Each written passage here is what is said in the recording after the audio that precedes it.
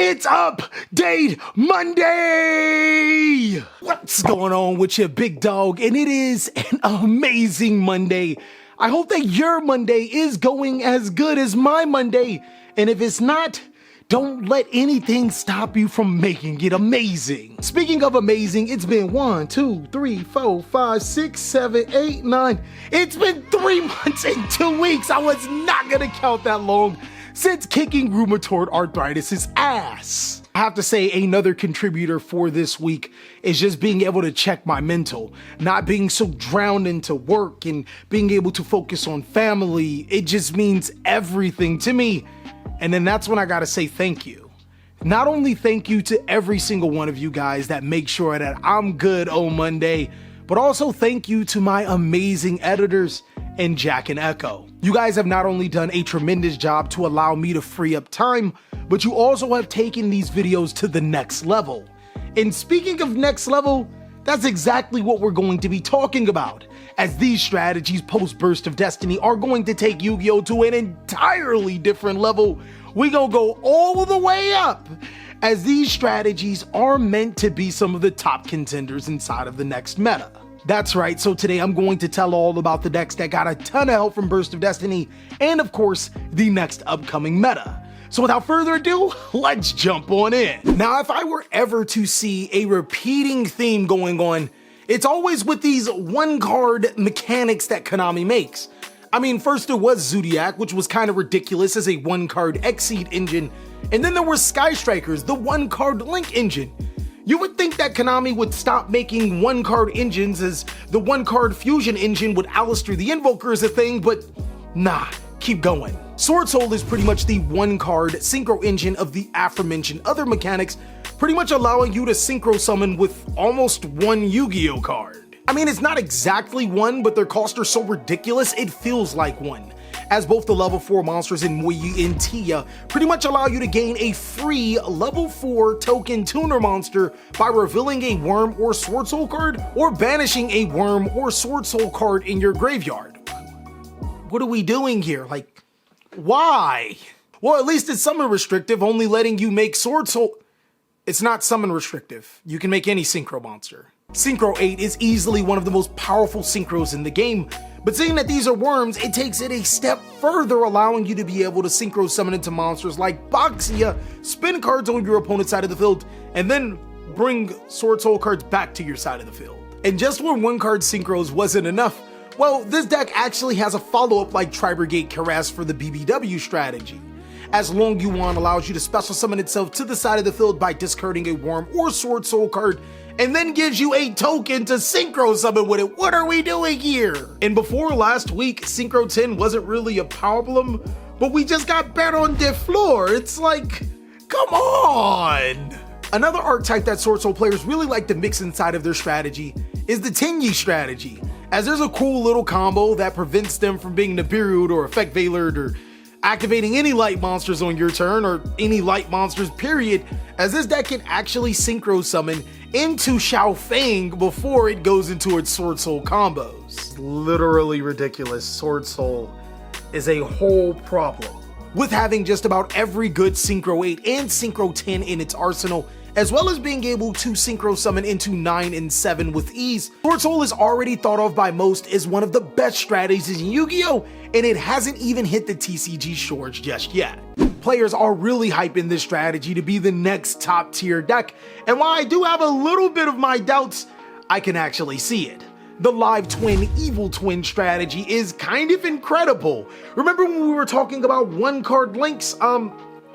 Yeah, this is kind of one card links. Both Live Twin and Evil Twin, Leela and Kisakil, allow you to special summon their counterpart from your deck to your side of the field when they're summoned and you control no other monsters. Of course, that's going to lead to Evil Twin Kisakil and Leela, allowing you to special summon the other counterpart to your side of the field when you don't control it. Now, these are quick effects, and the Link monsters allow you to either A, draw one card, or B, destroy a card on the opponent's side of the field.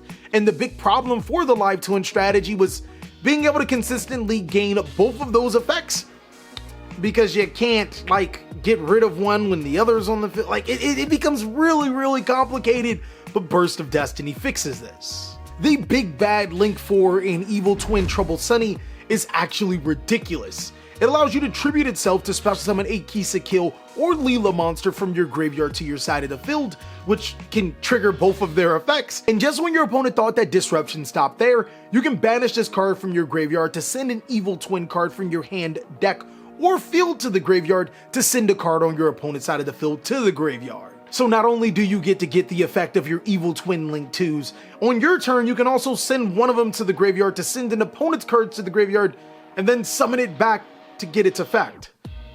Oh man, you're like in trouble. Double trouble, because they're twins.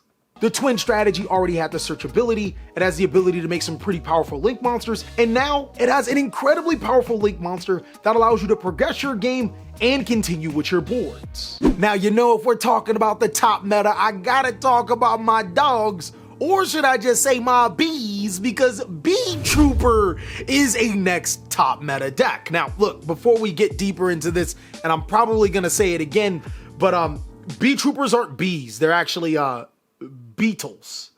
You know, the beetle. Wait, so does that mean I can be a black beetle? Hey, beetles. Kanye West would be so proud. The Bee Trooper strategy literally lives up to its name. It's an insect strategy that just swarms the field. You just keep putting bees on the field. You get a bee here, beetle here, something that looks like, I don't know what it is, but step on it right here, and you summon some pretty cool monsters. Bee Trooper Invincible Atlas may not look menacing at first, but then when you figure it can't be targeted or destroyed by card effects, it becomes a problem. He can also give himself an attack and summon Bee Troopers from the deck. Some people may have slept on the support, but Bee Trooper Descent actually is amazing.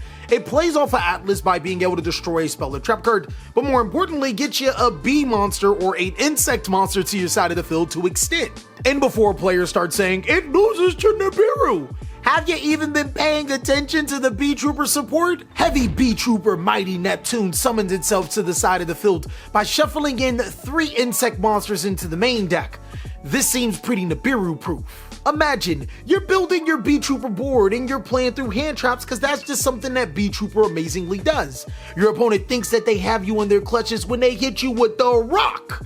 But you tell them what's cooking because you summon this card to your side of the field, then you summon Descent, and you keep playing the Bee Trooper game. Bee Troopers are just dummy good, and a lot of players don't pay attention to it, but spice. Another strategy making its debut in the Burst of Destiny is a strategy that is Sabrina's favorite and also is seen as top tier. Fluent is a strategy that is similar to Monarch's based on tribute summoning. Basically, your level 1 Fluent monsters allow you to gain a certain effect, and then immediately upon resolving the effect, normal summon a monster. Take for example, Fluent England allows you to add a level 7 or higher winged beast monster from your deck to your hand, and then of course immediately after, normal summon.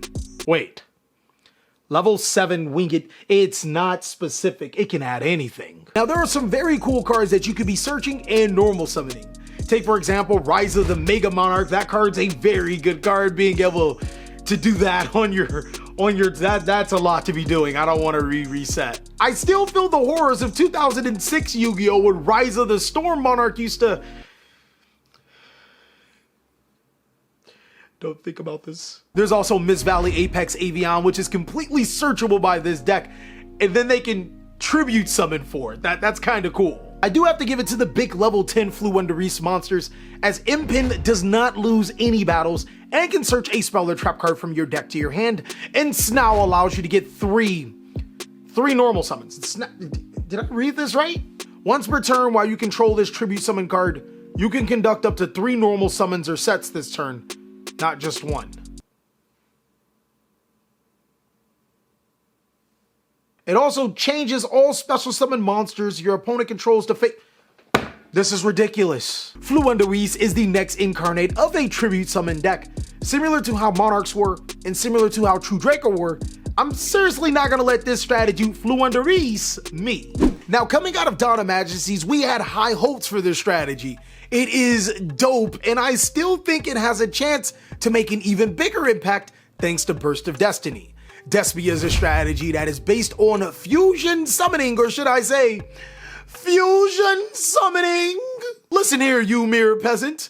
If you are not in the theater, then you just might get branded a loser. The Despia strategy is built for all the theatrics. You can mix it all in invoked with this deck, but I'm gonna stick to pure just so you know how all the cards work. Being able to use Aliber to fusion summon into your Quiritus allows you to reduce the attack of all non-level 8 or lower fusion monsters to 0. But this deck gets better with Burst of Destiny like I said before. Just when your opponent thought that it would be a stalemate with all monsters being 0, Ad Libitum allows you to give all of your monsters 100 attack per level. Now, I'm no mathematician here, but if your monsters are 0 and my monsters gain 100 per level, that's enough to get over your monsters. This card can also special summon a Despia or level 8 or higher fusion monster when he's fused off.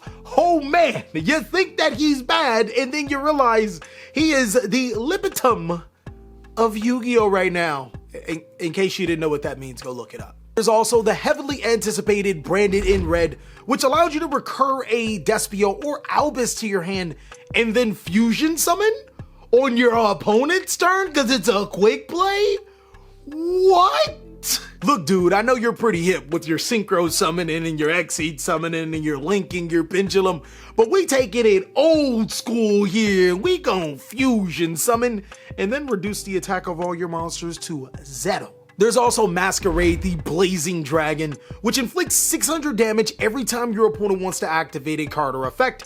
If you just so happen to have 3 of these on the field, your opponent takes 1800 damage. That's a fair trade. But when your opponent decides to summon an Exceed, Synchro, Ritual Fusion, or Link monster, he comes back to the field?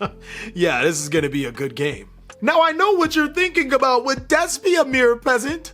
This deck is full of theatrics, but it's definitely the deck to play. Cause play theater in the theaters you have. That was a good one. Well, that is all that I have for the next Yu-Gi-Oh meta. If you think that there are going to be some other Yu-Gi-Oh strategies that are going to enter the top meta game, go ahead and let me know. Also, be sure to check out these videos as they're going to be some amazing videos as I'll catch you on the next one.